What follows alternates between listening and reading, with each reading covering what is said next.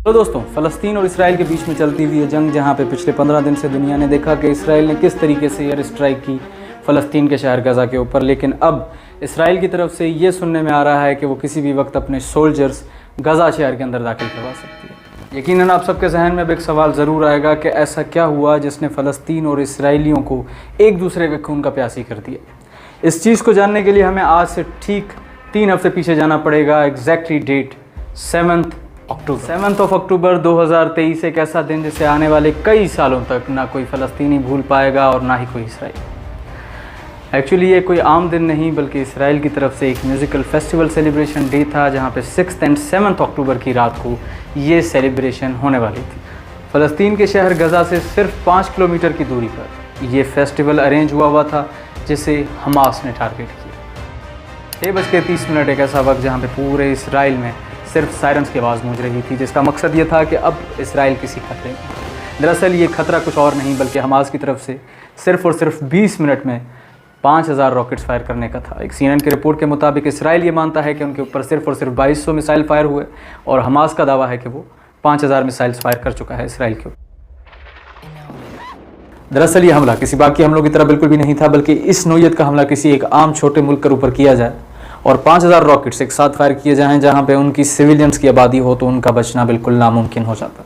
लेकिन यहाँ पर इसराइल के साथ देखने का एक और नज़रिया है, क्योंकि इसराइल एक ऐसा मुल्क है जिसने काफ़ी वक्त पहले सारी दुनिया को बता दिया था कि उन्होंने एक ऐसी टेक्नोलॉजी, आयरन डोम टेक्नोलॉजी अपने पास इंट्रोड्यूस कर ली है, जिसके ज़रिए वो किसी भी रॉकेट्स को हवा में ही रोक कर तोड़ सकता है ऑटोमेटिकली, विदाउट ह्यूमन इन्वॉल्वमेंट है। लेकिन यहाँ पर देखने वाली बात ये हो गई कि अचानक से 20 मिनट के अंदर 5000 मिसाइल्स जब हमास की तरफ से फायर किए गए, तो ये आयरन डोम टेक्नोलॉजी फेल हो गई। एक तरफ इसराइल के ऊपर हवाई हमला कर दिया गया, और वहीं दूसरी तरफ गज़ा शहर और इसराइल के बीच में जो बॉर्डर मौजूद था, उसे हमास के फौजियों ने बिल्डोज़र की मदद से तोड़ दिया और इसराइल में दाखिल हो गए। स्टार्टिंग के जितने भी गांव हैं इसराइल के, वो सारे हमास के कब्ज़े में आ गए, और देखते ही देखते वो उस जगह पर आ पहुँचे जहाँ पे म्यूज़िकल फेस्टिवल ख़त्म हो चुका था। सुबह के 7 बजे जब वो सारे लोग पूरी रात म्यूज़िकल फेस्टिवल मना के उस ओपन ग्राउंड में सो चुके थे, जो पूरे मुल्क से आए हुए थे उसे इवेंट को अटेंड करने के लिए, अचानक से हमास के फ़ौजी वहाँ जब पहुँचे और उन्होंने अंधाधुंध फायरिंग स्टार्ट कर दी। एक रिपोर्ट के मुताबिक वहाँ पर 250 से ज़्यादा लोग मारे जा चुके हैं। इवन ये तक कहा जा रहा है कि जो उस इवेंट का ऑर्गेनाइज़र था वो भी वहीं मारा जा चुका है। इसराइल की तारीख के बुरे दिनों में से एक दिन अब ये बनता जा रहा था, जहां इसराइल का कहना ये था कि उनके 2000 तक सिविलियंस मारे जा चुके हैं और 300 से ज़्यादा सिविलियंस अब हमास के कब्जे में हैं। Israeli prime minister Benjamin Netanyahu फौरी एक न्यूज़ चैनल को इंटरव्यू देते हैं, जहां पे वो वाज़ेह अल्फाज से कहते हैं कि we are it war now. इसका मतलब ये है कि वो स्टेट ऑफ वॉर डिक्लेयर कर रहे हैं, और अब वो हमास फ़लस्तीन के साथ जंग में है। इस वाक़ये 7 अक्टूबर के बाद दुनिया के अलग अलग से रिएक्शन सामने आते हैं, जहां सबसे पहले US प्रेसिडेंट जो बाइडेन कहते हैं कि वो ओपनली अनकंडीशनली सपोर्ट में हैं इसराइल के। उनके साथ साथ यूरोपियन यूनियन के फॉरेन पॉलिसी चीफ का बयान आता है कि वो इसराइल के इस एक्ट को कंडेम करते हैं। जहाँ तक जब ओपिनियन आता है ईरान का, ईरान इसे सेल्फ डिफेंस अटैक का नाम देता है कि ये एक फ़लस्तीन का सेल्फ डिफेंस अटैक है। अब अगर इसराइल और फ़लस्तीन के मामले को स्टडी किया जाए और एक्सप्लेन किया जाए, तो ये पिछले 100 साल की तारीख है, जिसे समझने के लिए एक अलग से वीडियो तैयार करनी पड़ेगी। इस वीडियो में मैं सिर्फ आपको अभी की कंडीशन बता देता हूँ कि अभी फ़लस्तीन और इसराइल की क्या कंडीशंस। बात करें अगर फ़लस्तीन की, तो फ़लस्तीन इस वक्त 2 हिस्सों में मौजूद है मैप में, जहाँ एक बड़ा हिस्सा जिसे वेस्ट बैंक कहा जाता है, जो जॉर्डन और सीरिया की साइड पे है, और जो छोटा हिस्सा जिसे गज़ा स्ट्रिप या फिर गज़ा वाली पट्टी कहा जाता है, जो इजिप्ट की साइड पे है, और उसकी दूसरी साइड मेडिटेरियन सी है। अब इन दोनों के बीच में इसराइल मौजूद है। ये दोनों टेरिटरी फ़लस्तीन के नाम पे कहलाई तो जाती हैं, लेकिन एक साथ जुड़ी हुई नहीं हैं। इन दोनों के बीच में इसराइली बॉर्डर है, और ये इसराइल की इजाज़त और इनके कुछ लेटर्स वगैरह साइन करके एंट्री और एग्ज़िट कर। अब अगर रियल कंट्रोल देखा जाए, तो जो वेस्ट साइड, जो जॉर्डन वाली साइड है फ़लस्तीन की, वहाँ पे PLO का एक ग्रुप, फतह ग्रुप, उसका कंट्रोल है, और दूसरी साइड जो है, जो गज़ा वाली पट्टी है, वहाँ हमास का राज है। अब पहले तो गज़ा वाली पट्टी को समझने की ज़रूरत है कि इसकी साइज़ सबसे छोटी है। इवन पाकिस्तान के किसी भी शहर से आप देख लें, कराची, हैदराबाद या किसी भी लाहौर जैसे शहर से, तो इसकी साइज़ उस शहर से भी कम है। अब गज़ा की जो टोटल विड्थ है वो 10 किलोमीटर है और टोटल लेंथ 41 किलोमीटर है। लेकिन बात की जाए इसकी पॉपुलेशन की तो इसकी पॉपुलेशन 2 मिलियन से भी ज़्यादा है।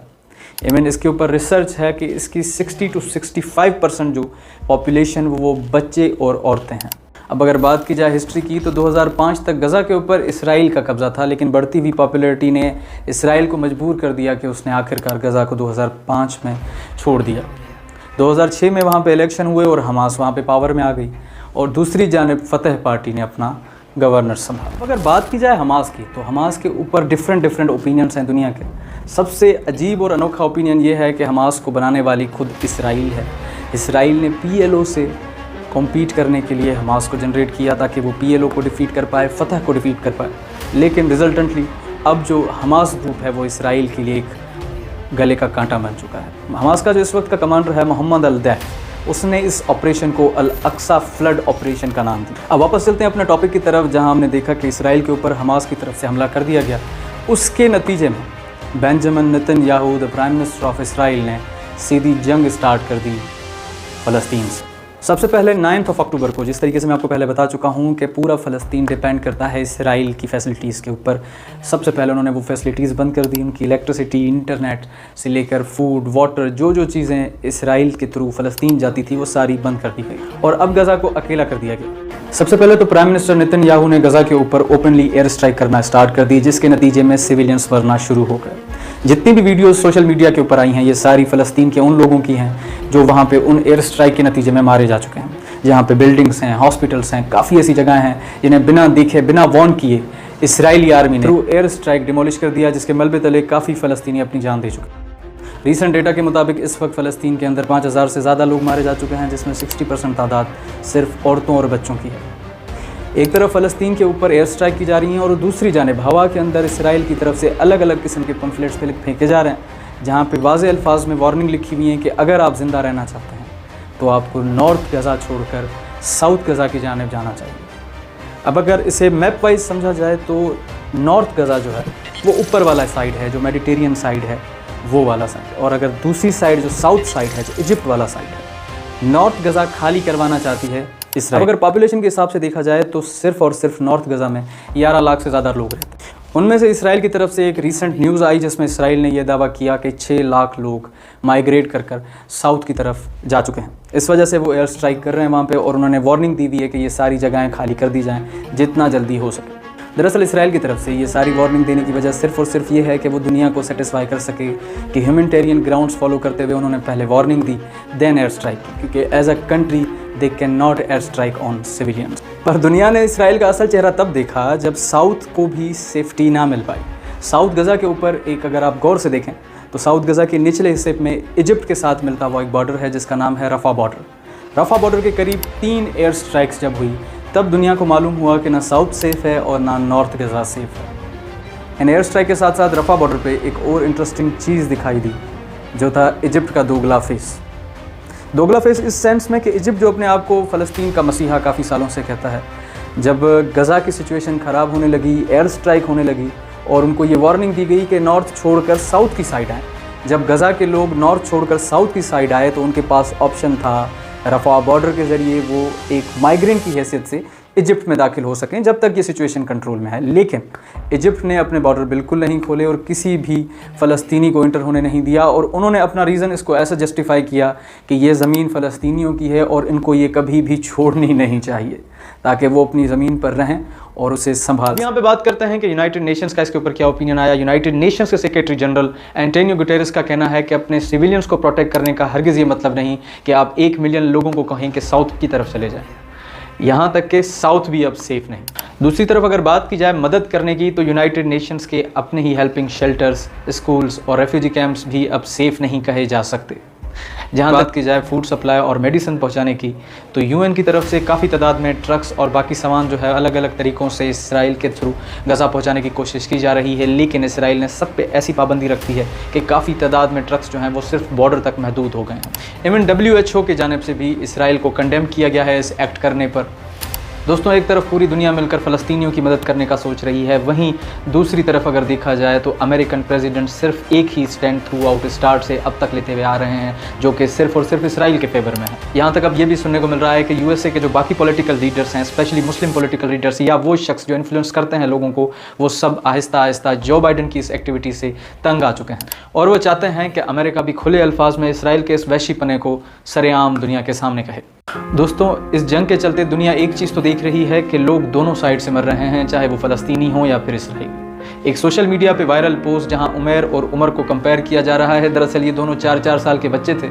एक इसराइल से उमैर जो अपनी फैमिली के साथ जब हमास ने एयर स्ट्राइक की तो उसका कत्ल हो चुका, और जब इसराइल ने वापसी हमला किया तो उमर की जान चली गई जो सिर्फ 4 साल का बच्चा। यहाँ तक कि इस जंग से अल जज़ीरा का ब्यूरो चीफ भी ना बच सका। जब अपने काम में मसरूफ़ था तो उसे मालूम पड़ा कि उसकी पूरी फैमिली एयर स्ट्राइक की वजह से अब इस दुनिया में नहीं रही। दोस्तों, इस जंग के स्टार्ट होते ही जहां पूरी दुनिया गज़ा के लिए परेशान है, वहीं एक बहुत बड़ा सवाल दुनिया के सामने आ चुका है कि हमास जैसी एक छोटी सी तंजीम जो सिर्फ 365 स्क्वायर किलोमीटर्स के ऊपर बसती है, वो इतना बड़ा हमला 7 अक्टूबर का किस तरह अरेंज कर पाई। ये रॉकेट्स, ये बाकी सारे वेपन्स किस सोर्स के ज़रिए हमास के पास पहुंचे। अब इस बात का जवाब दुनिया के पास अलग अलग थ्योरीज़ की शक्ल में मौजूद है। सबसे पहले वाली थ्योरी कहती है कि ये वही हथियार हैं जो अफ़गानिस्तान में यूएसए छोड़कर जा चुका था। आज से ठीक 2 साल पहले जब अफ़गानिस्तान को यूएस मिलिट्री ने खाली किया तो उसके जितने भी हथियार वहाँ रह गए थे वो हमास की तरफ से इस्तेमाल किए जाते। यहाँ पे दूसरी थ्योरी भी यही कहती है कि ये वेपन्स यूएस से बिलोंग करते हैं, लेकिन इसका सोर्स कुछ और है।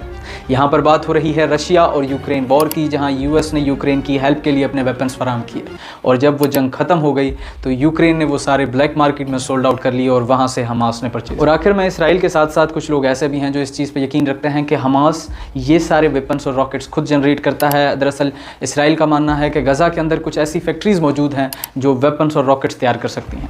इनके सोर्स के ऊपर बात करेंगे तो इनका सोर्स ज़्यादातर वो चीज़ें हैं जो इसराइल की तरफ से फेंकी जाती हैं या स्ट्राइक्स होती हैं, उस मटीरियल को रिसाइकिल करके गज़ा और हमास दोबारा इसराइल के लिए इस्तेमाल करता है। दरअसल हमास की तरफ से किए गए 7 अक्टूबर के हमले के बाद एक टीवी चैनल को हमास के एक सीनियर लीडर अली बरका ने बताया कि हम इस हमले की तैयारी पिछले 2 साल से कर रहे थे और सिर्फ कुछ लोगों को इसके बारे में इल्म था। ये अली बरका एक सीनियर हमास ऑफिशियल हैं जो इस वक्त लेबनान में रहते हैं। अब आखिर में हम सबके सामने एक ही सवाल आता है कि एज अ पाकिस्तानी और एज अ मुस्लिम हम किस तरीके से फ़लस्तीन की मदद कर सकते हैं। सबसे पहले अगर आप फ़लस्तीन की मदद करना चाहते हैं तो लोगों में अवेयरनेस फैलाएं, समझाएं लोगों को कि ये गज़ा और इसराइल के बीच में क्या प्रॉब्लम है, किस वजह से लोग गज़ा के मारे जा रहे हैं। अगर आप पाकिस्तानियों को समझा सकते हैं तो आप इंटरनेशनल लोगों को समझाने की कोशिश करें। इंग्लिश में वीडियोस बनाएं, इंग्लिश में अपनी पोस्ट सोशल मीडिया के ज़रिए शेयर करें ताकि पूरी दुनिया को समझ आए कि किस तरह इसराइल गज़ा के ऊपर हमले और उनके लोगों को मार रहा है। दूसरा तरीका जिसे काफ़ी मुसलमान मुल्क जैसे मोरक्को, इजिप्ट और काफ़ी दुनिया के मुल्क इस वक्त इस्तेमाल कर रहे हैं, वो है पीसफुल प्रोटेस्ट। तीसरा और सबसे ज़रूरी तरीका, अगर वाकई आप फ़लस्तीनियों की मदद करना चाहते हैं तो इस वक्त उन्हें सबसे ज़्यादा ज़रूरत है आपकी डोनेशंस की। अगर वाकई आप चाहते हैं कि उनकी फूड सप्लाई और मेडिसिन उन तक पहुँच पाए तो प्लीज़ उन्हें डोनेट करें, लेकिन आपने करना यह है कि किसी भी प्रॉपर चैनल के थ्रू करें, किसी ऐसी तंजीम के थ्रू ना करें जिसे आप ना जानते हों, क्योंकि ऐसे वक्त में काफ़ी लोग फ़ायदा उठाने आ जाते हैं। पाकिस्तान में इस वक्त अल खिदमत फाउंडेशन इसके ऊपर काम कर रही है। अगर आप चाहते हैं अपना डोनेशन वहाँ पे पहुँचाना तो अल खिदमत के ज़रिए पहुँचा सकते हैं, और अदरवाइज़ आपके पास ऑनलाइन बहुत ज़्यादा प्लेटफॉर्म्स हैं जहाँ पर आप उनकी डोनेशन के ज़रिए मदद कर सकते हैं। आखिर में मैं आप सबसे इतना कहना चाहूँगा कि मारा अगर किसी हमले के बदले में जाए या फिर किसी कब्जा खोर को कब्जा खाली ना करने पर, लेकिन कभी भी मारना जस्टिफाई नहीं हो सकता। Thanks for watching just in opinion. This is Waqar Sial with you. अल्लाह हाफ़िज़।